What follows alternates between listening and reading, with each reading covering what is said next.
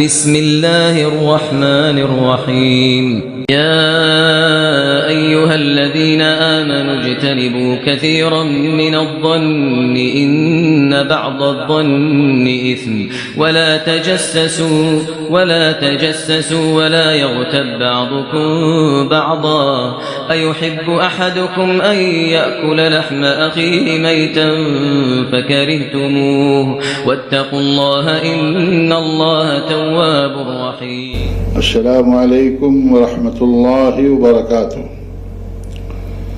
الحمد للہ رب العالمین والصلاة والسلام على خیر خلقہ محمد وآلہ وصحبہ اجمعین، اما بعد. اعوذ باللہ من الشیطان الرجیم، بسم اللہ الرحمن الرحیم. ولا یغتب بعضکم بعضا أيحب أحدكم أن يأكل لحم أخيه ميتا فكرهتموه. ناظرین کرام، برادران اسلام، میری عفت ماؤں، بہنوں اور بیٹیوں، آج کے درس کا موضوع ہے غیبت ایک سماجی جرم. زبان کی آفتوں میں ایک بڑی آفت غیبت بھی ہے، لیکن اس کی حرمت و شناعت کے باوجود یہ برائی ہمارے معاشرے میں عام ہے. چھوٹی بڑی اور عوام و خواص، یہاں تک کہ علماء و طلباء کی مجلسیں بھی شاذ و نادر اس برائی سے محفوظ رکھتی ہیں. اللہ رب العالمین اس بلا سے ہم سب کو محفوظ رکھے. غیبت کی تعریف خود اللہ کے نبی جناب محمد رسول اللہ صلی اللہ علیہ وسلم نے صحیح مسلم کی ایک روایت میں خود فرما دی ہے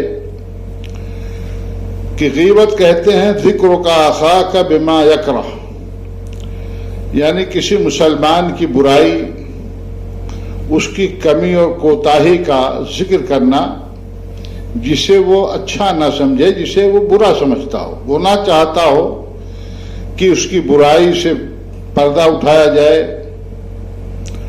اور اس کی کمی کو اجاگر کیا جائے.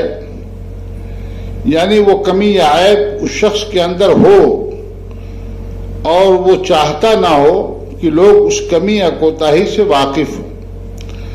صحابہ کرام رضی اللہ تعالی عنہم اجمعین نے نبی کریم صلی اللہ علیہ وسلم کے اس ارشاد کے حوالے سے استفسار فرمایا کہ اللہ کے نبی صلی اللہ علیہ وسلم، ذرا آپ اس بات کی وضاحت فرما دیجئے کہ جو برائی ہم کسی کی کر رہے ہیں، اگر وہ برائی اس کے اندر موجود ہو تو کیا یہ بھی غیبت ہے؟ اللہ کے نبی صلی اللہ علیہ وسلم نے ارشاد فرمایا کہ اگر وہ برائی یا کمی کسی کے اندر ہے جسے تم لوگوں کے سامنے بیان کر رہے ہو، یہی تو غیبت ہے. اور وَإِن لَّمْ تَكُن فِيهِ فَقَدْ بَهَتَّهُ، اور اگر وہ کمی، کوتاہی، برائی اس آدمی کے اندر سرے سے موجود ہی نہیں ہے جس کو اس کی طرف منسوب کر کے بیان کر رہے ہو، تو یہ تو بہتان ہے جو غیبت سے بھی بڑا گناہ ہے. دراصل کسی کی غیبت کرنے سے اس کی عزت نفس مجروح ہوتی ہے اور لوگوں کی نظروں سے وہ آدمی گر جاتا ہے، سماج میں اس کی عزت گھٹ جاتی ہے. اس لیے اسلام نے اس سماجی اور اخلاقی برائی کو حرام قرار دیا اور اس سے منع فرمایا. اللہ رب العالمین نے سورہ الحجرات کی آیتوں میں اس برائی کے حوالے سے حکم دیا کہ وَلَا يَغْتَب بَعْضُكُمْ بَعْضًا. اللہ رب العالمین نے فرمایا تم میں سے کوئی کسی کی غیبت نہ کرے اور اس کی کسی کمی کو لوگوں میں عام نہ کرتا پھرے.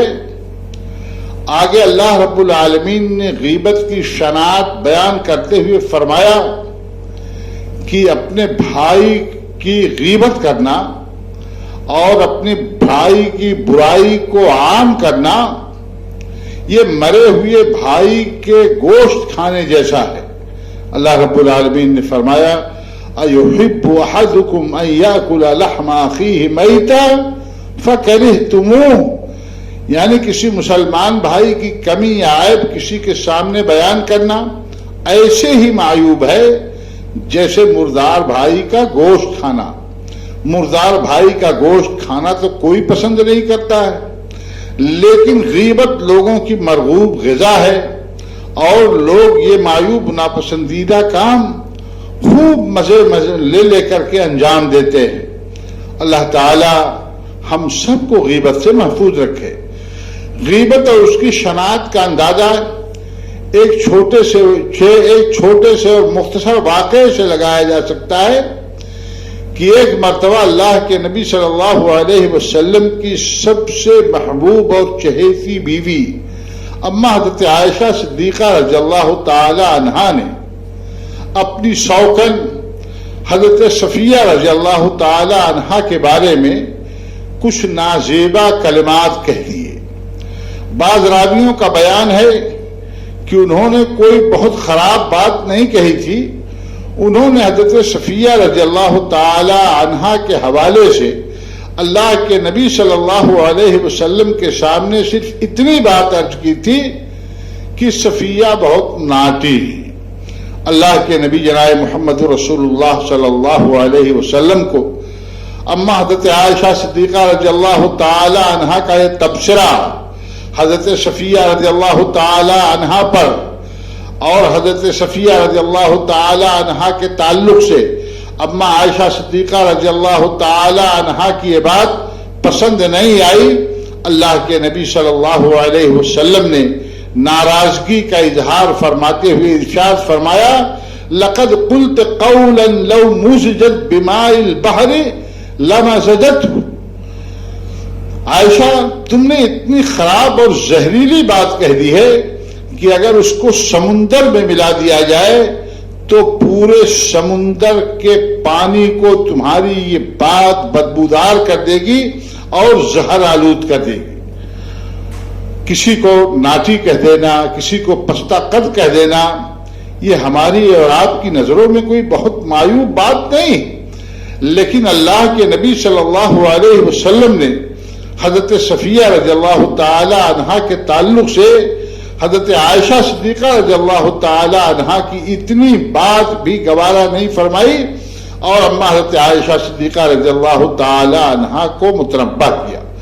ہم اس سے بڑی بڑی غیبتیں اپنی مجلسوں میں کر جاتے ہیں، لوگوں پر تبصرے کر جاتے ہیں، لوگوں کی عزت سے کھیل جاتے ہیں، یہ بہت بڑا جرم ہم کرتے ہیں اور بہت بڑے جرم کا ارتکاب کرتے ہیں۔ اس لیے ہم مسلمانوں کو غیبت جیسی زبان کی عظیم آفت سے خود کو بچانے کی کوشش کرنی چاہیے، اس لیے کہ بالعموم دیکھا جاتا ہے کہ جہاں دو چار آدمی اکٹھے ہوتے ہیں ان کی یہ مجلس اس وقت تک ختم نہیں ہوتی ہے جب تک کہ کسی کو ہدف تنقید نہ بنا لیا جائے، کسی پر منفی تبصرے نہ کر لیے جائیں، کسی کی غیبت نہ کر لی جائے۔